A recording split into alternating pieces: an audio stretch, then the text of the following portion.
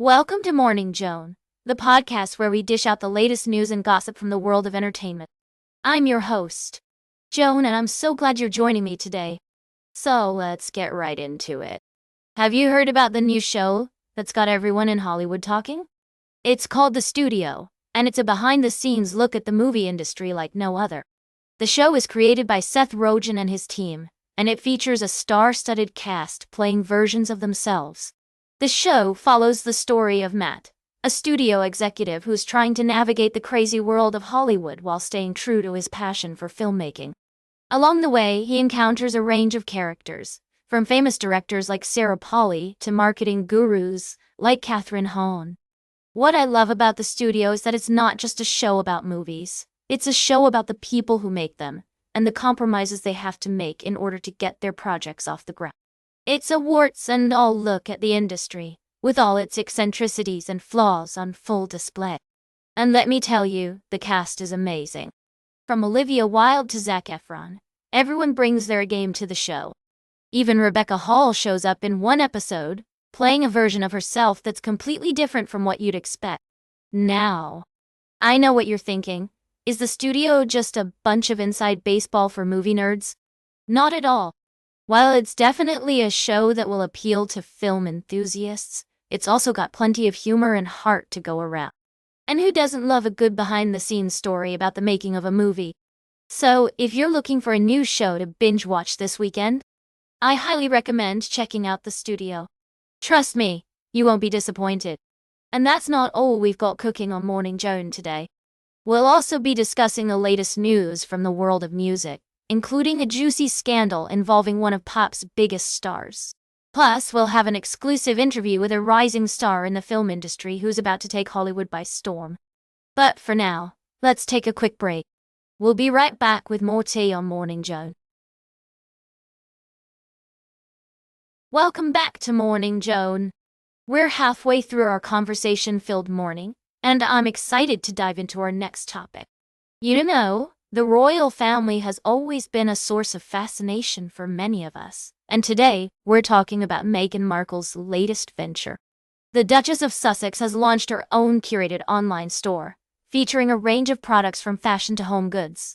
But, as our friends at the Sydney Morning Herald have pointed out, this new endeavor might be missing the mark. Apparently, Meghan's collection is being described as a hand-picked and curated collection of the things I love, but critics are saying it's more like a generic influencer edit than a royal-approved selection. With products ranging from a $199 Uniqlo trench coat to a $3,495 Sivori silk dress, it seems like Meghan is trying to appeal to a wide range of audiences, but might be losing her unique voice in the process. Now, I know some of you might be thinking, Joan, what's the big deal? It's just an online store. But as we all know, when it comes to the royal family, every move is scrutinized. And, let's be real, Meghan has been known for her impeccable style in the past. So, it's interesting to see her taking a more commercial approach with this new venture. As Damien Woolnough, the fashion editor of the Sydney Morning Herald, so eloquently put it, if Meghan wants to be a fashion force, she needs to look at her predecessor on the fringes of palace life, Wallis Simpson, Duchess of Windsor. The American divorcee was loathed by Queen Elizabeth and the British public, but her fashion credentials were undeniable. Ouch! It seems like Meghan still has a thing or two to learn from her royal predecessors. Well, there you have it, folks. Meghan Markle's new online store might not be the game changer we were all expecting. But hey, who knows? Maybe she'll surprise us and become the next big thing in fashion. Stranger things have happened, right? Stay tuned for today's last cup of tea, right here on Morning Joan. Welcome back to Morning Joan, darling. We're wrapping up today's show with a dose of sports news that's got everyone abuzz. England's new head coach, Thomas Tuchel, is off to a flying start with not one, but 2 wins under his belt. The team's 3-0 victory over Latvia at Wembley Stadium on Monday has solidified Tuchel's position as a strategic and savvy leader. Let's dive into the highlights, shall we? Reece James stole the show with a stunning free kick that left fans and critics alike in awe. Tuchel himself praised James, calling him a player of the highest quality.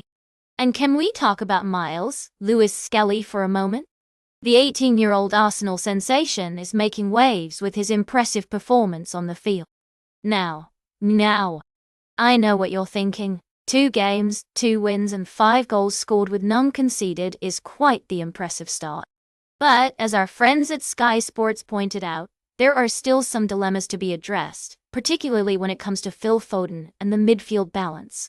Despite these challenges, Tuchel's baptism as England's head coach has been nothing short of smooth sailing so far. And with back-to-back wins, he's got the credit in the bank for making some wise decisions on the field. That's all for today's Morning Joan. Remember to like, share, and subscribe. And until next time, stay fabulous.